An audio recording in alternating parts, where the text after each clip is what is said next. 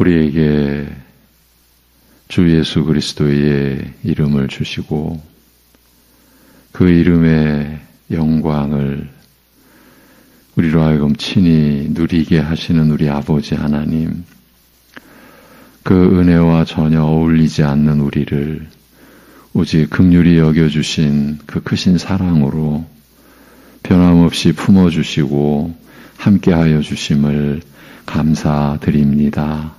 오늘도 주님의 은혜를 또 깨닫고 주님의 은혜를 따라 사는 법을 배우는 한날 되게 하여 주옵소서.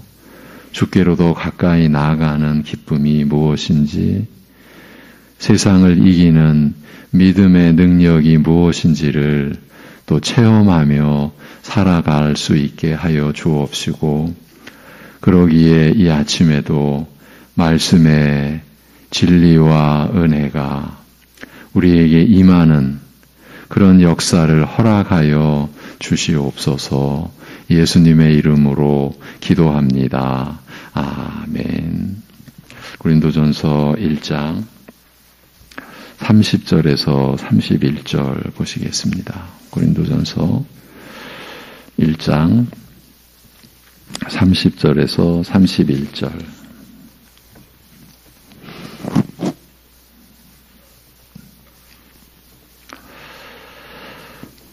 같이 보시겠습니다. 30절, 31절. 너희는 하나님으로부터 나서 그리스도 예수 안에 있고 예수는 하나님으로부터 나와서 우리에게 지혜와 의로움과 거룩함과 구원함이 되셨으니 기록된 바 자랑하는 자는 주 안에서 자랑하라 함과 같게 하려 함이라. 아멘.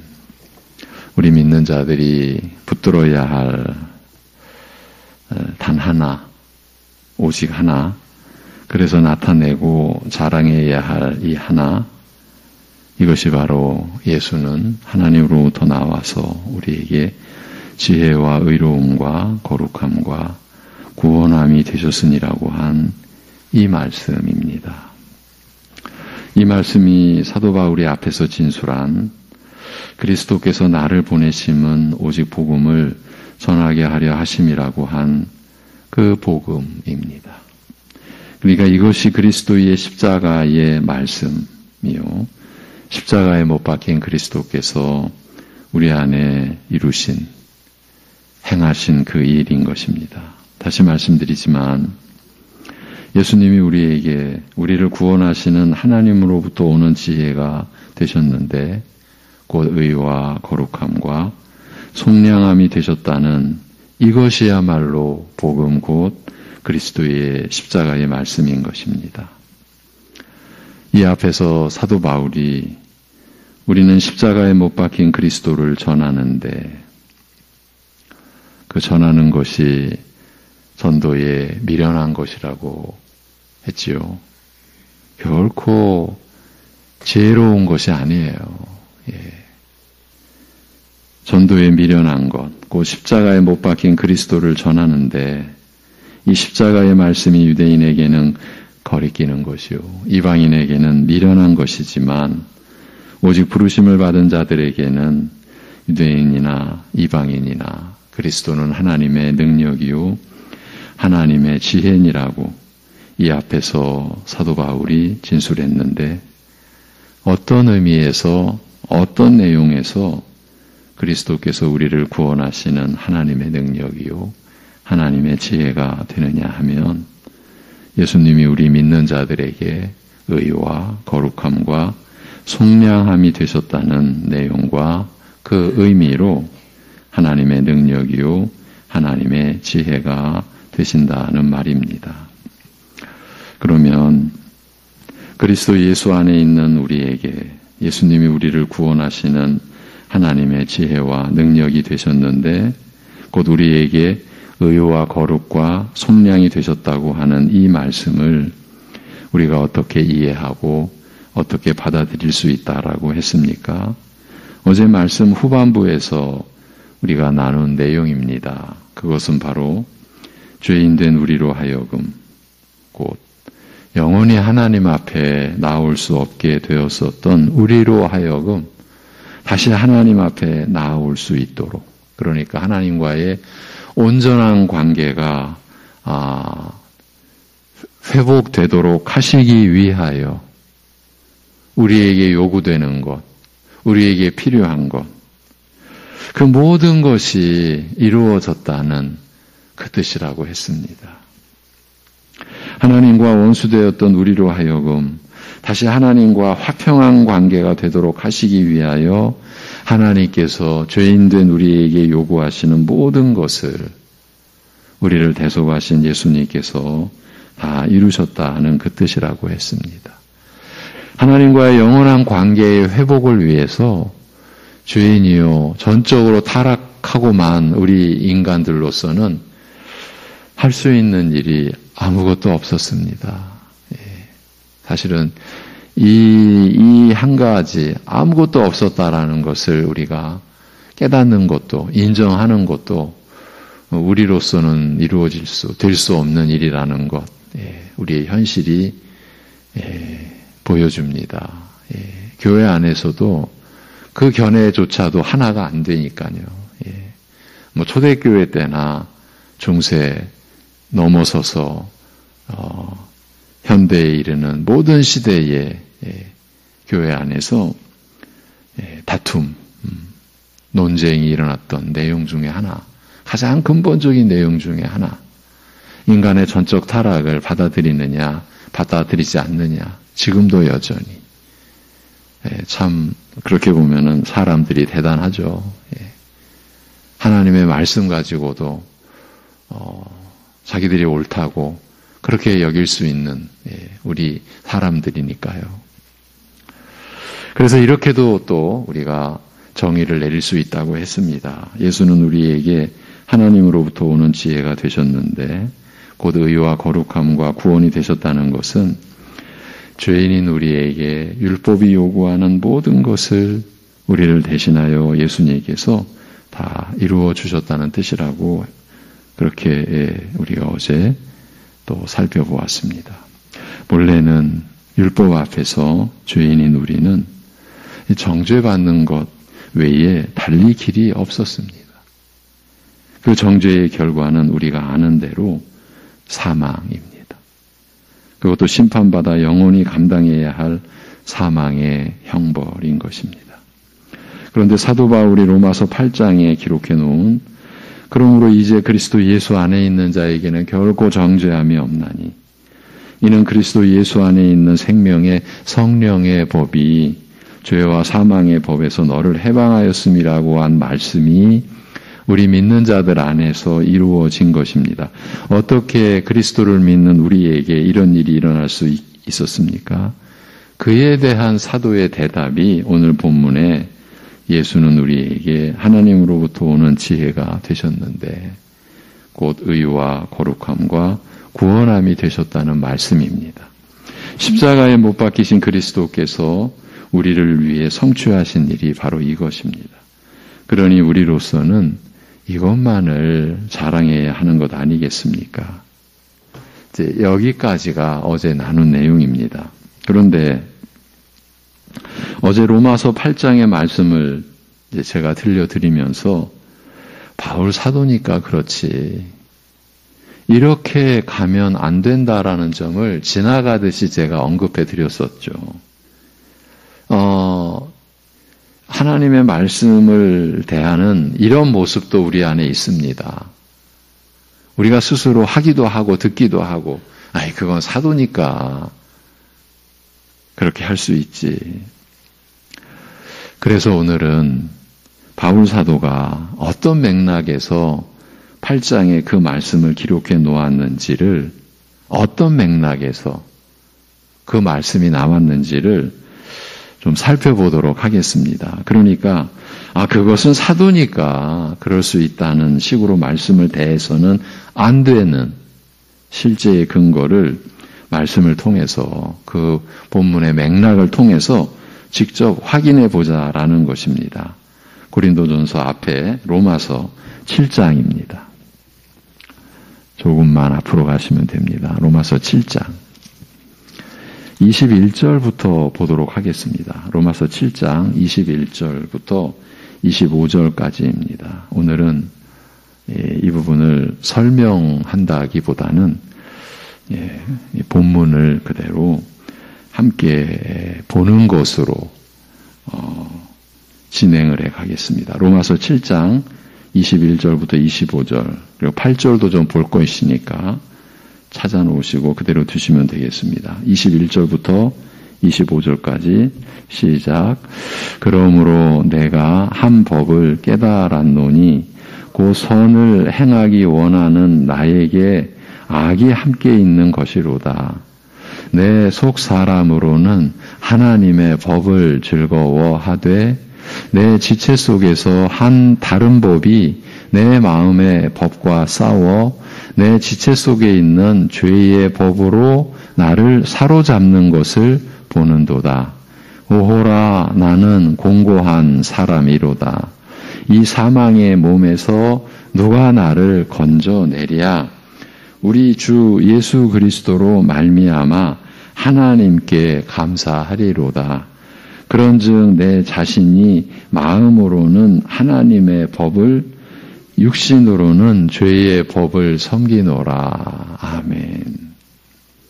내 속사람으로는 하나님의 법을 즐거워하되 내 지체 속에서 한 다른 법이 내 마음의 법과 싸워 내 지체 속에 있는 죄의 법으로 나를 사로잡는 것을 보는도다 라고 하지 않습니까? 이것이 바울의 진술입니다. 고백이라고도 표현할 수 있습니다. 그런데 오라 나는 공고한 사람이로다. 이 사망의 몸에서 누가 나를 건져내랴. 그런데 그러한 진술 뒤에 곧바로 우리 주 예수 그리스도로 말미암아 하나님께 감사하리로다. 우리가 하나님의 말씀을 읽고 보고 들을 때에 이러한 구절이 곳곳에 있지요. 그러니까 상식적으로는 연결이 안 되는 거예요. 사망의 몸에서 누가 나를 건져내랴 라고 해놓고 바로 우리 주 예수 그리스도로 말미암아 하나님께 감사하리로다. 그러면 이 두 절 사이에 내용이 있는 것이죠. 그렇죠? 그런데 여러분, 교회 안에서 우리가 방금 읽은 이 구절을 보는 관점이 둘로 갈라져 있어요. 다른 한편에서는, 그러니까 우리의 입장이 아니라 다른 한편에서는 이 구절을 기록할 당시에 바울 사도는 거듭나기 이전의 상태였다고 보는 것입니다. 제가 우리 교단 신학교에서 공부할 때 이 문제로 신학생들이 두 편에서 나뉘어서 논쟁하는 것을 들은 적이 있습니다.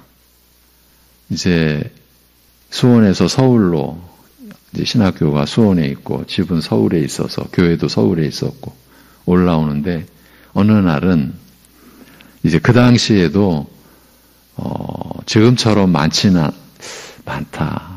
그렇게 않겠지만 어쨌든 그때는 차를 가지고 있는 신학생은 거의 드물었습니다. 그런데 그래도 있었습니다.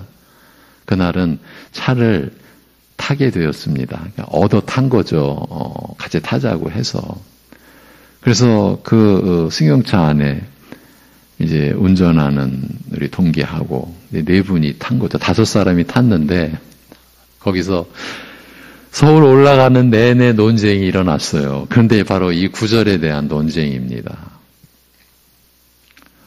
다른 쪽에 있는 분들은 중생하기 전 바울의 기록이라고 강하게 주장했습니다. 그러니까 차 안에서 그 5명 중에 아무 말 못하고 있었던 한 사람, 바로 저였습니다. 저는 잘 몰랐으니까요.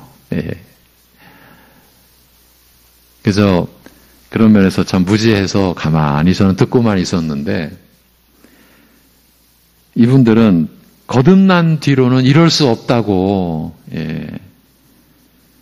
어찌 거듭난 사람이 나는 공고한 사람이로다 이 사망의 몸에서 누가 나를 건져내려고 할 수 있겠냐고 확신에 차서 설득하고 그렇게 주장하는 소리가 30여 년이 훨씬 지난 지금에도 들리는 듯합니다.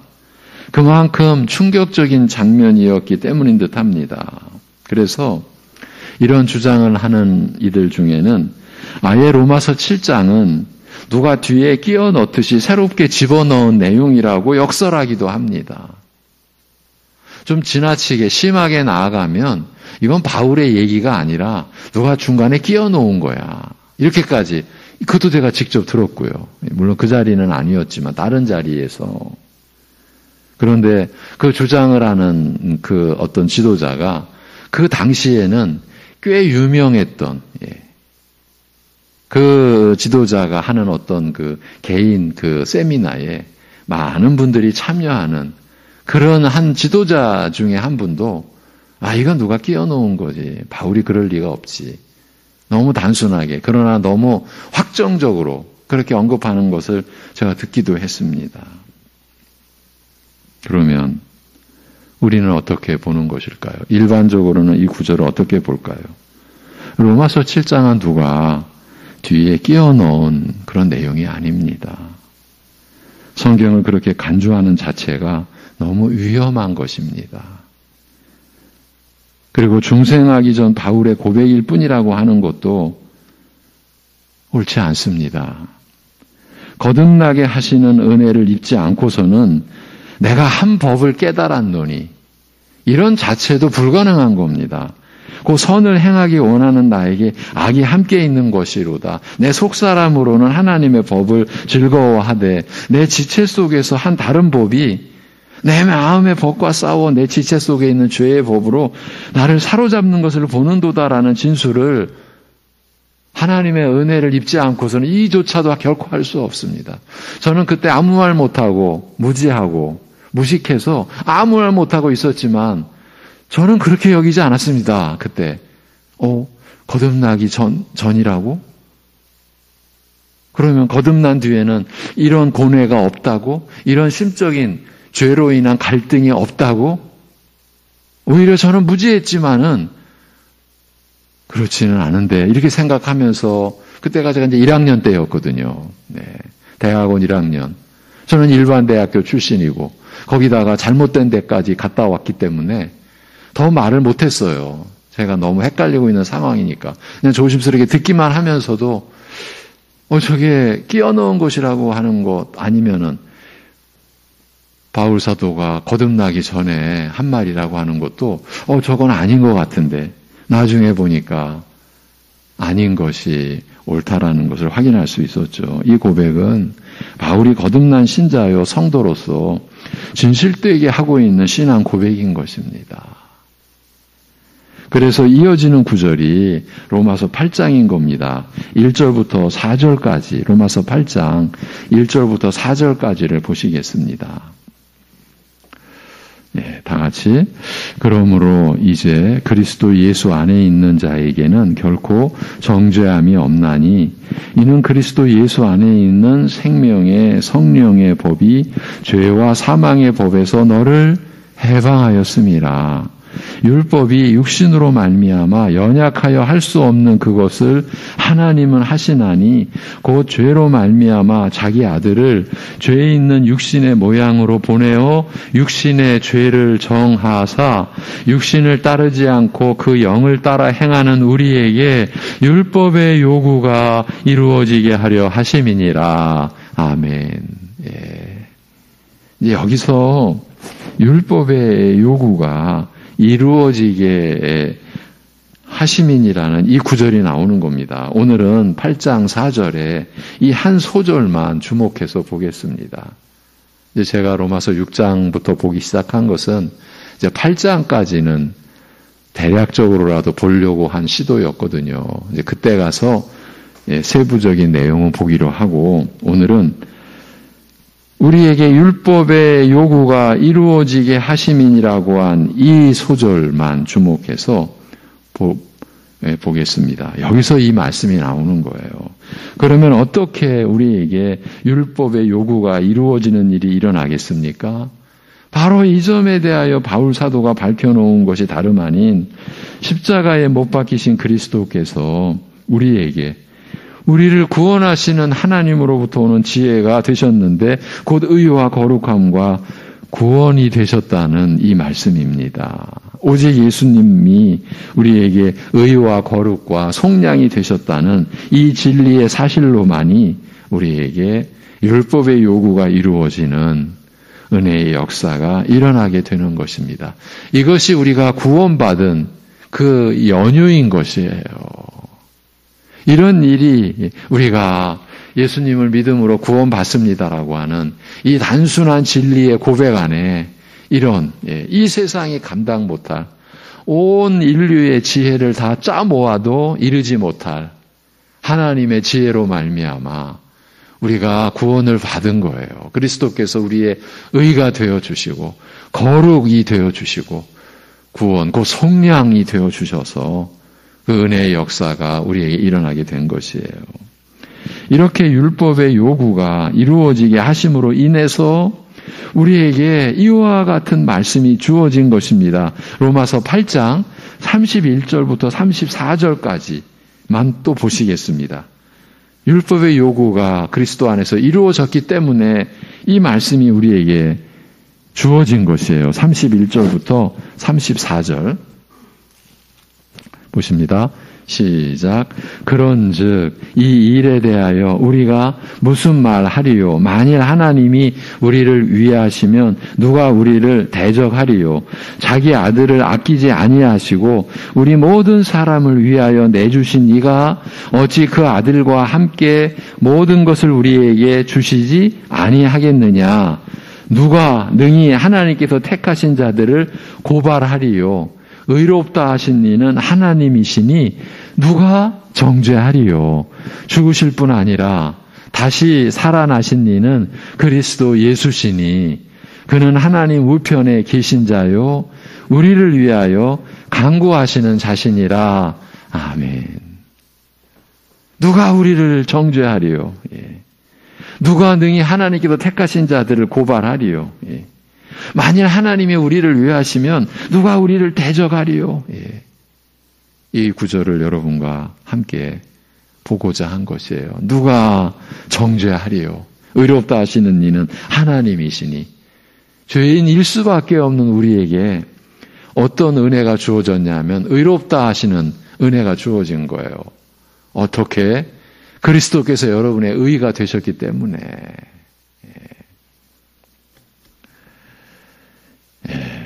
그래서 35절에서 이렇게 이어지는 거예요. 이 한 구절만 읽겠습니다. 35절 시작. 누가 우리를 그리스도의 사랑에서 끊으리요? 환난이나 공고나 박해나 기근이나 적신이나 위험이나 칼이랴. 이 적신은 벌거벗음.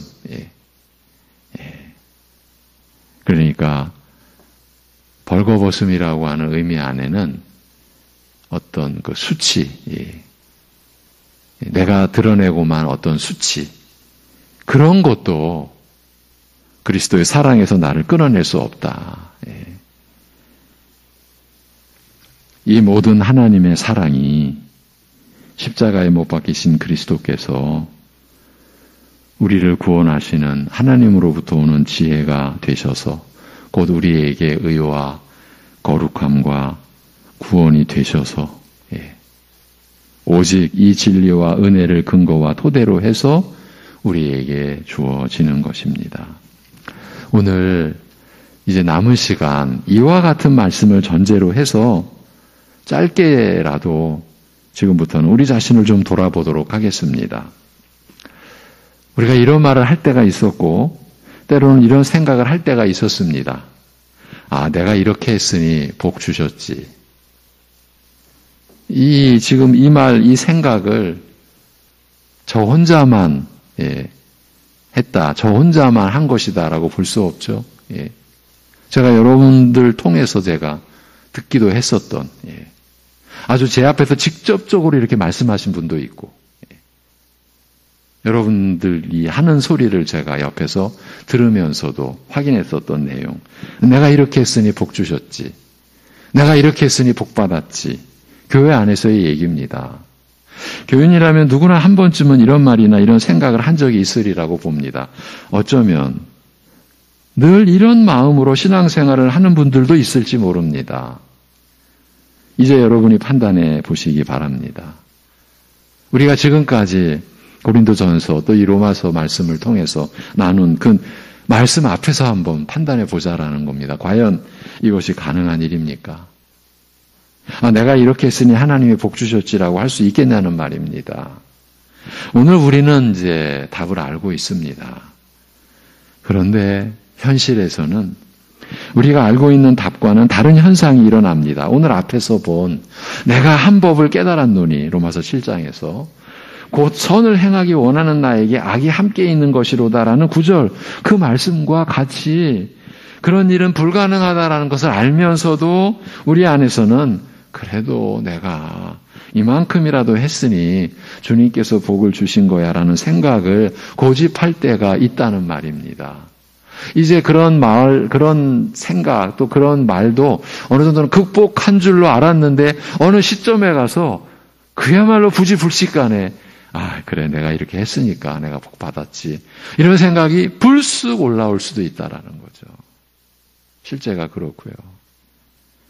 분명코 그리스도 안에서 성령으로 거듭난 바울이요 게다가 사도이기도 했지만 내 지체 속에서 한 다른 법이 내 마음의 법과 싸워 내 지체 속에 있는 죄의 법으로 나를 사로잡아 오는 것을 보는도다라고 진술한 것과 같이 오늘 우리도 십자가에 못 박히신 그리스도께서 우리에게 하나님으로부터 우리를 구원하는 지혜가 되셨는데 하나님으로부터의 오시는 지혜, 우리를 구원하시는 지혜가 되셨는데 곧 의와 거룩과 구원함이 되셨는데 라고 이렇게 믿고 있으면서도 얼토당토 않게 내가 이렇게 했으니 복 주셨다고 여길 때가 있습니다. 그래서 우리 믿는 자들은 하나님의 말씀으로 사는 법을 익히고 그 훈련을 마다하지 않아야 하는 것입니다. 예.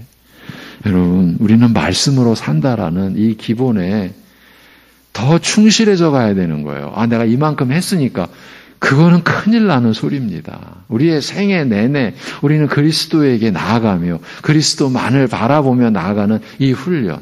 그러기 위해서는 하나님의 말씀으로 사는 이 법을 우리가 매일 익혀가야 되는 거예요. 내가 이래서 복받았다라는 의식은 자기 스스로에 의해서는 물리쳐지지 않습니다. 극복이 안 됩니다. 아주 자연스럽게 사라지지 않습니다. 오히려 자연스럽게 떠오릅니다. 내가 이만큼 예배 드렸으니까. 내가 이만큼 교회에 충실했으니까. 이만큼 예배 드리는 그 행위도 다 은혜의 결과. 내가 이만큼 충성했는데 라는 것도 은혜가 바탕이 되어서 나에게 주어진 생명의 열매라는 이 의식이 우리가 말씀 안에서 배운 이것이 나에게 이루어진 일이구나. 이렇게 알고 있으면서도 어느 순간 내가 이만큼 그래도 해냈어. 거기다가 더 나가면 그래 나니까 그렇게 한 거겠지. 스스로는 겸손한 척 하면서 그게 결코 겸손이 아닌 거예요. 나니까. 그러나 이런 거 드러내면 안 되겠지. 근데 스스로는 겸손의 모양을 꾸며요. 그러나 이미 내가 이만큼 했으니까라는 그 자체가 교만의 문고리를 딱 잡고 그 문을 활짝 열려고 하는 거예요. 그리고 내 죄성의 그 옛사람의 그 구습으로 또 풍덩 뛰어들려고 하는 그 몸짓인 것이죠. 이러한 우리의 죄성의 발로가 그 순간 억제가 되고 극복이 되고 하는 것은 내가 말씀으로 산다라고 하는 이 훈련 속에서 그래서 말씀을 우리가 늘 기억하려고 하고 묵상하려고 하고 내가 받은 은혜가 뭐지? 내가 하나님께 원수였는데 원수였던 내가 받은 은혜야. 이런 가장 기본적인 거. 내 안의 평강은 환경으로 주어지는 평강이 아니지 하나님과의 온전한 회복된 관계, 만왕의 왕, 창조주, 심판주, 구속주 되신 하나님, 그 하나님과의 온전한, 완전한 관계의 회복 속에서 내가 누리는 게 평강이지. 이런 말씀을 우리가 생각하고 기억하고 묵상할 때에 우리는 환경에서 오는 안개처럼 사라질 그래서 육신의 평강에 창념하지 않고 거기에 빠지지 않고 근본적인 평강을 우리가 유지해내고 누리며 살아갈 수 있는 거고 그 평강이 여러분에게서 넘쳐날 때 여러분으로 인해서 여러분의 가족과 이웃이 그 평강의 맛을, 평강의 그 멋을 느끼고 볼 수 있는 것 아니겠습니까? 어떻게 저런 상황에서도 저렇게 안정적일 수 있지? 어떻게 저렇게 평안할 수 있지? 그것은 우리 안에서 없는 거예요. 우리 안에 계신 성령께서 우리에게 주시는 거죠. 우리 스스로에게는 나올 수 없는 그런 것 아닙니까? 우리 자신을 돌아보자고 한 것입니다. 그래서 가장 어쩌면 일반적인 내가 이렇게 했으니까 복 받았어. 그러니까 이런 거짓된 것은 사실은 교회 문을 처음 열고 들어오는 초신자분들보다 오랜 신앙의 연륜을 가지고 있는 분들에게 오는 치명적인 시험인 거예요. 실제로 제가 여러분들 앞에서 또 제 앞에서 제가 이만큼 해서 저는 복받은 줄로 알고 삽니다.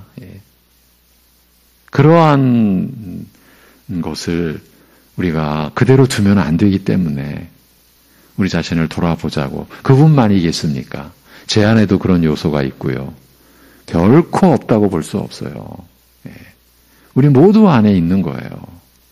그런데 그리스도께서 우리에게 의와 거룩과 속량이 되셨다라고 하는 말씀 앞에서 그런 생각은 산산이 부서지게 되는 거죠.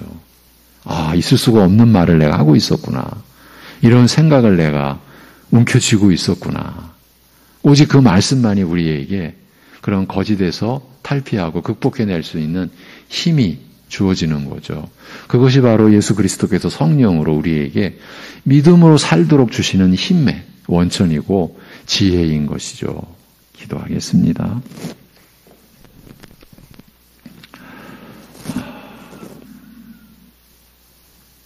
하나님 아버지,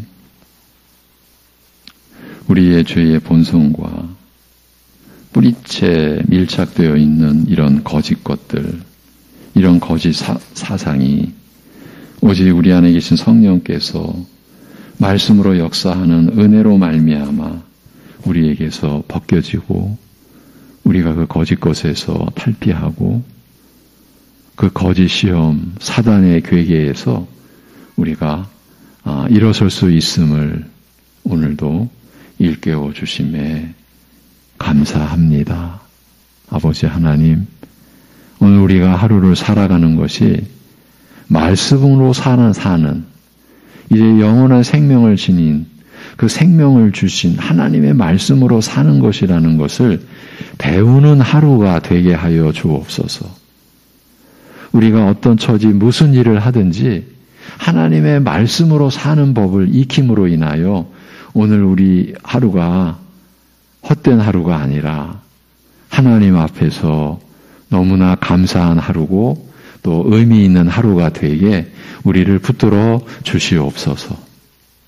그 말씀 안에서 우리가 받은 참 은혜와 평강이 무엇인지 오늘도 또 배우고 또 그것을 누리는 법도 익히고 그러한 영적 훈련 하여서 참으로 하나님께 한 걸음 더 내딛는 그래서 의미 있는 하루를 살도록 우리를 붙잡아 주시옵소서. 아버지 하나님, 공고한 하루를 또 감당해야 할 우리 가족들도 있습니다. 어렵고 힘든 상황 속에서 또 헤쳐나가야 할 난관을 앞에 둔 때로는 큰 어려운 결정을 해야 될 그렇게 결정할 수밖에 없는 여러 가지 복잡하고 어려운 그런 상황 속에서 주님을 의지하고 주님께 모든 것을 맡길 수 있는 믿음의 역사, 믿음의 작용이 일어나도록 하여 주시옵소서. 이 모든 것을 주님께 의탁하오며 우리 주 예수 그리스도의 이름으로 기도하옵나이다. 아멘.